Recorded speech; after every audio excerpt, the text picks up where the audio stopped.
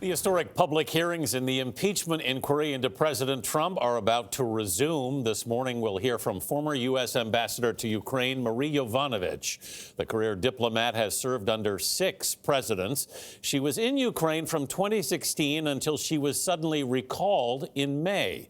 Yovanovitch testified in a closed-door session that she believed Rudy Giuliani, the president's personal attorney, pushed to have her removed. President Trump is accused of withholding military aid to pressure Ukraine to investigate political rivals. And yesterday, House Speaker Nancy Pelosi called that bribery. The president denies any wrongdoing. The Face the Nation moderator and senior foreign affairs correspondent Margaret Brennan joins us. Margaret, what can you tell us about Marie Yovanovitch, and why is her testimony so significant? Well, Anthony, Ambassador Yovanovitch, or Masha as her friends call her, is kind of a tragic figure here at the center of this political drama. She's served, as you said, 6 presidents in 7 countries across 3 decades as a veteran ambassador. And Democrats will make the argument that she represents how the private interests of the president and his allies undermined national security. She is someone who was very tough on corruption when she was serving in Ukraine. That earned her some really influential enemies, including 2 individuals who were business associates of Rudy Giuliani, who have since been indicted. She will describe in testimony today a mysterious smear campaign against her that played out first in conservative media and then from the president of the United States son himself.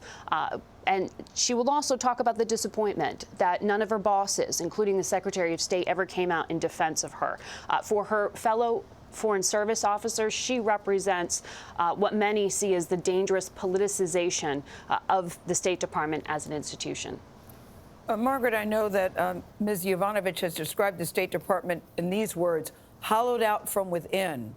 Not exactly sure what that means, but what are you hearing about the mood inside the State Department? Hollowed out from within does not sound good.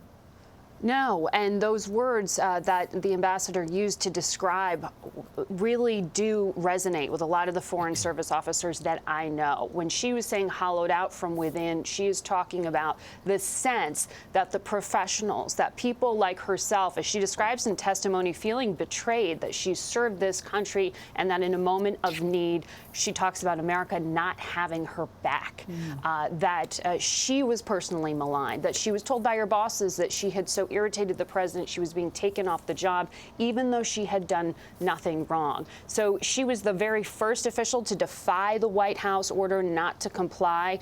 You know, she put on her high heels and pearls and showed up at that deposition, and she is seen by many in the rank and file as someone who, if she didn't stand up, would have been allowing for the continuation of this kind of politicization. So her testimony today is extremely loaded on a number of different levels. Margaret, there is some closed-door testimony today. State Department staffer David Holmes is testifying. He's the one who allegedly overheard a phone call between President Trump and EU Ambassador Gordon Sondland, all about Ukraine and also in Kiev. So what's the significance of his testimony? Well, this, as you said, will be behind closed doors. David Holmes, by all accounts, is someone who should be a credible witness. He's won no less than 9 different awards for his service at the State Department. He served in Afghanistan. He served at the White House. Now he's in Ukraine.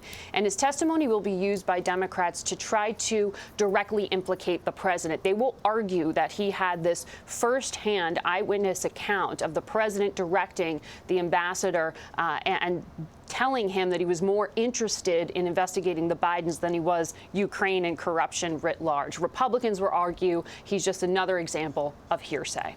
All right, Margaret Brennan, thank you, Margaret.